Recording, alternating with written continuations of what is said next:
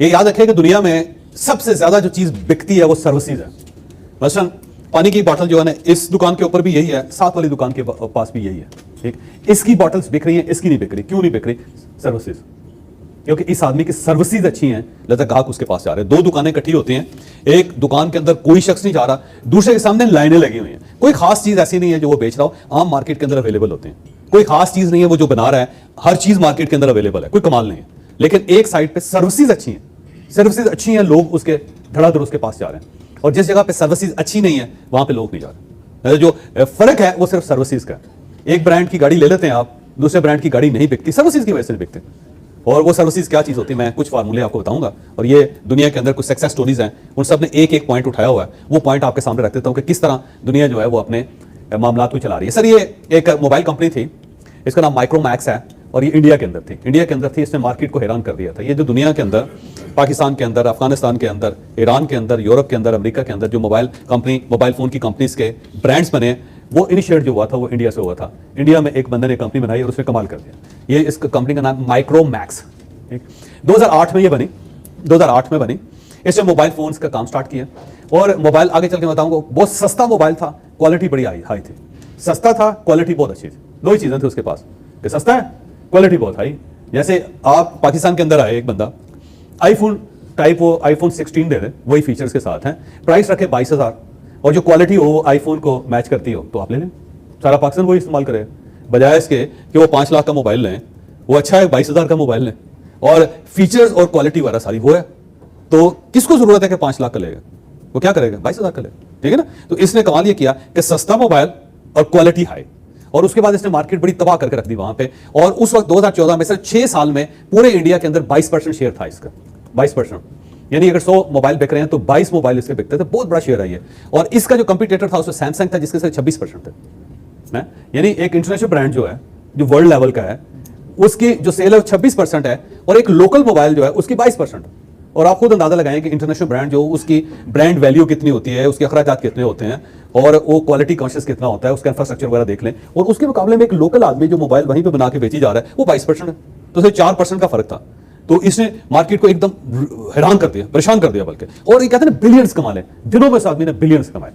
लेकिन भाई एक दिन इस तरह हुआ कि क्रैश कर गया, अचानक गायब हो गए। अब किसी जगह है ही नहीं, है ही नहीं कि कंपनी बनी, डबल शाह बना, उसके वो गायब हो गया।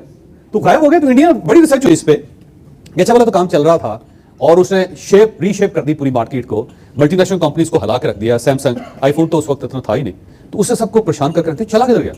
तो पता ही चला कि उसके अंदर ये 4 फॉल्ट आए थे, जिसकी वजह से ब्रांड डैमेज हो गया। ठीक, और उससे ये सबक लोगों ने सीखा कि अगर आपको काम कर रहे हैं तो आपके अंदर ये 4 गलतियां नहीं करनी। आपने ये 4 गलतियां जो है ना आपके ब्रांड को तबाह कर देंगे। लिहाजा इसलिए इसको केस स्टडी के तौर पे पढ़ाया जाता है, समझाया जाता है, बताया जाता है। वो 4 गलतियां, सबसे पहले तो उसने ये देखा ही नहीं कि दुनिया के अंदर कस्टमर चेंज हो रहा है। दुनिया के अंदर कस्टमर चेंज हो रहे हैं, बड़ी तेजी से हो रहा है, तेजी से हो रहा है कि रोज एक मोबाइल फोन की नई कंपनी आ रही है, और वो नए फीचर्स लेके आ रही है। वो छोटा मोबाइल लेके आ रही है, स्क्रीन बड़ी कर रही है, टच स्क्रीन उसके अंदर आ गई हुई है। और दूसरा यह है कि डाटा प्रोसेसिंग जो है वो बड़ी तेज हो गई हुई है। उसके अंदर बिल्ट इन बहुत सारे फीचर्स हैं जो हमारे माइक्रोमैक्स में नहीं है। तो उसने उसके ऊपर तवज्जो नहीं दी। वो समझ रहा था यार देखो प्राइस अच्छी है, क्वालिटी अच्छी है, वो चलता रहेगा।